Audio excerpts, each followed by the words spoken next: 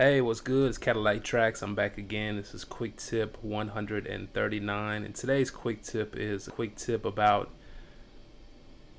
using the perform effects inside a machine and also making a perform effects group chain. And I was watching some stuff today, and it made me consider a YouTuber that I'm subscribed to. And I went ahead and I checked his page out, and I was going through all of his videos, and you definitely need to check out Data Strain right here. It's Data Strain Music, Data Strain. And he has a video right here about using groups as perform effects banks, and he also has another one following that with using parameter locks with Machine MK3. What he does in this video is a real great idea, and it's real creative, it's real intuitive, it's just real smart, and it's something I wanted to share with y'all in case you're not familiar with this channel. And you know, on my channel we go through all of machine type stuff, so anytime I come across another YouTube or I find something interesting with machine, I'm gonna share it with y'all, and that's what I do on this channel. It's all about machine and how to use machine and Fruity Loops. So in this video that he has right here, I'm gonna go ahead, I'll put the link in the description. What he's done is he's actually linked up the perform effects, and he's made multiple groups, and on his multiple groups he's linked multiple perform effects. And you know, when you use perform effects, you usually just load up one of them, and then you do that and you touch the touch strip, and it'll initiate the one that you've loaded up. It could be stutter edit, reso edit, filter, whatever. And he had a smart strategy, and what it is basically utilizing machine's routing to set up multiple groups. And usually I only use about 2 or 3 groups. I don't use them all when I'm using machine as a VST, but I might as well. So what I've done is I've actually loaded up all of my groups, and what you can do is you can make extra groups, and on each group he loads up a perform effects.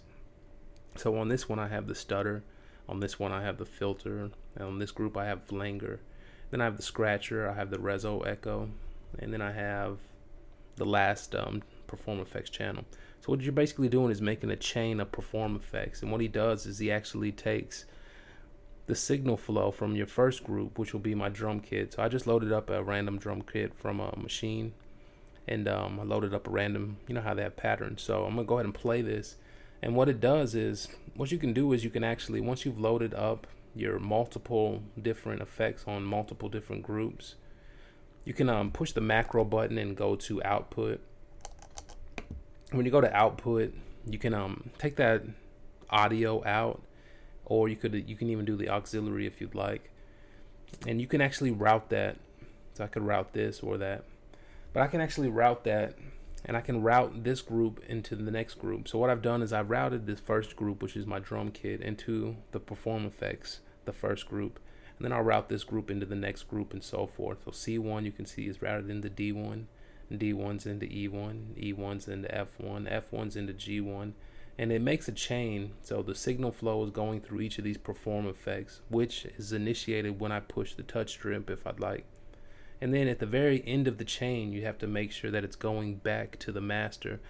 And since we use machine as a VST, we have to make sure that it's going back into Fruity Loops. So this last effect, the last slot that I have right here, it's actually the perform effects slot. It's actually the one I used to have before I loaded up this chain. And this one, you can see if you look at the mixer, it goes back into Fruity Loops by going into channel 15 right there. So what we've done is we've created a chain, so the drums will play and they'll route through all of these different perform effects, and then they'll go back into the mixer. So I'll go ahead and I'll push play, and I'll show you what you can do. Now what I can do is I can push the different group buttons, and as I push the different group buttons, C, D, E, F, and G, it'll have a different perform effects on it. And I can change with the knobs all the settings, but I can also engage it with the touch strip. So I can get real creative and basically remix or take my audio and affect it with multiple perform effects at the touch of a hand, just like that, by using the strategy that Data Strain was talking about. So I'll just push play on this right here, and I have a loop right here, and so I can start to load up. I'll just push different perform effects and play them,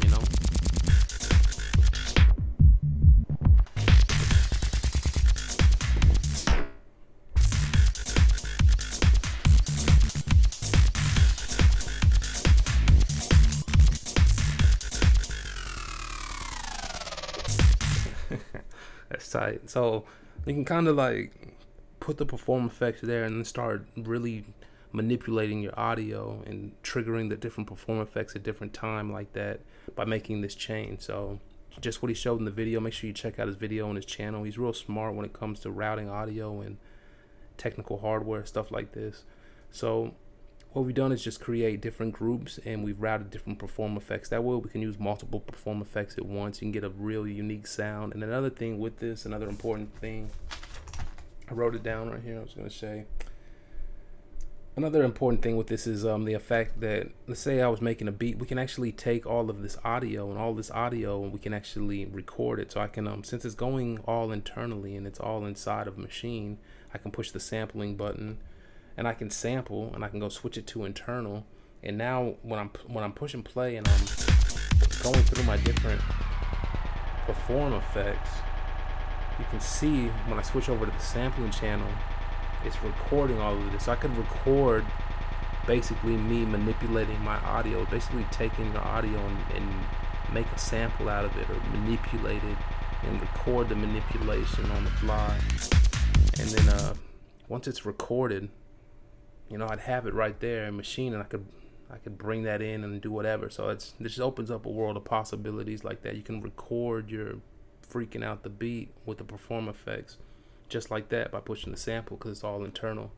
And then another thing on his second video that he had right here, you can see where is it, this one right here with the you know, parameter lock states, you know, why you should use them.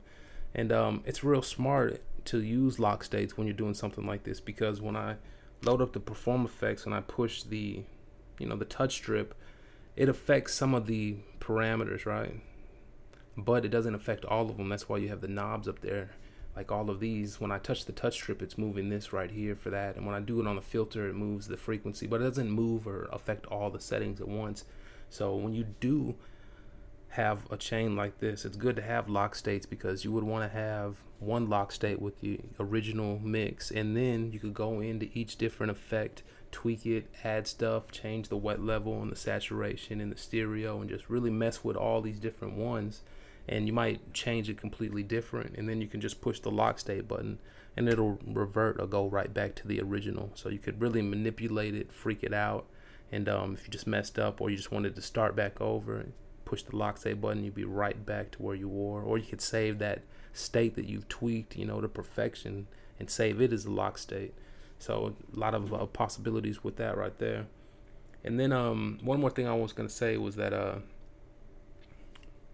with this right here, when I loaded up perform effects, I've made a video where I show y'all how to save presets for your effects. That way when you load up an effect, it loads up with a preset, you know, settings for all of them. That way, you know, some of the presets, they don't sound great at all, so I had to tweak them to where they sound good, to where I can use them. But with perform effects, it's different, because when you load up perform effects, and if you click right here, when I clicked right here, nothing came up. There were no presets for perform effects. In fact, when I pushed that button, it would actually start to load up all of the presets inside of my Maschine. And what I realized is that I needed to make a folder for the presets, just like when I have different, and I showed you on the other video, when you have different presets, or if you know how to save presets, all you do is you click right here and you go down to the save as default. That's how you could save it, as the default preset. But there are no default presets for these perform effects in Maschine. I don't know why they didn't include that. So you have to save them or make your own folder for them. So what I've done is, since this is the perform effects, I can go to save as. I'm using the scratcher right here. So I can go to perform effects, and all of these different effects are inside of this one effect. So you can't really, you know, save a preset like you do with the other ones. But what I can do is I can go to save as, and it asks you the path of where you want to save it as. So what I did is I just went ahead into the path, you know, the path that you have all your other presets for effects, which is right here inside of the Maschine library, and then under effects. If you look in this list, you'll see that, you know, the ones you're looking for, they're not there. There is no stutter edit here, and reso, all the perform effects ones aren't in here. So what I did is I just went ahead and I made my own folder, and it's right there, perform effects. And inside that folder, so once I made that folder, then I just start to save it. When I save the preset, I'll just save it like, since I'm using the scratcher, I'll just save scratcher, and then, you know, whatever it is. And that way, when I'm using the Perform effects, I can push the button right here, or I can push it on the hardware, and it starts to load up a list of all of my presets. And I'll have what it is, like Scratcher 1, or I have Flanger Light right here, or I guess you can see it right here. So I have my presets in there, they'll pop up and they just populate all in that folder that I made for it. So it's a good idea to make yourself a folder for your presets. That's about it, man. I just wanted to share that with y'all. It's really interesting to me. I really like that. I'm glad I came across it. I'm always looking for new stuff, and I don't even know how I came to stumble across that, but this guy's had this video up for a while now, and if you really just think about it, this is something you really can do. You can route audio to multiple channels for the different Perform effects using the touch strip, and then you can record it as audio right inside using the internal sampling, and then you can have the different lock states where you can tweak it and revert back to the lock state, and then you can have different presets. You can save your preset. If you got a nice, you really tweaked out the flanger and it sounds great, then you should save it as a preset, and you need to make it your own folder to do that. So it's a lot of little things in one, but I just want to share that with y'all. Until the next video, make sure you check out my other quick tips, and also check out my custom MK3 template. But look what I did right here. I used to have just 3 groups. I used to just have my drum kit, I have an effects group, and then I had a Perform effects group.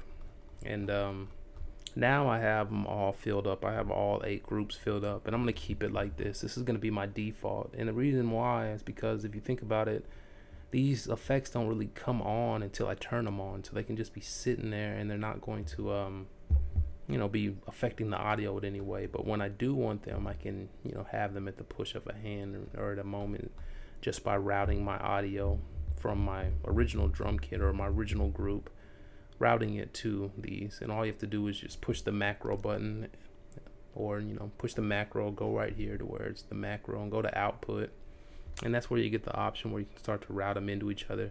You can't route a group into another group until it has an effect or an instrument on it. So that's why you have to go through and put a Perform effects on it, and then you'll be able to start routing them to each other. Just make sure that your last one is going out, going out to an audio track so that you can hear the chain. All right, that's it, man. Until next time, one.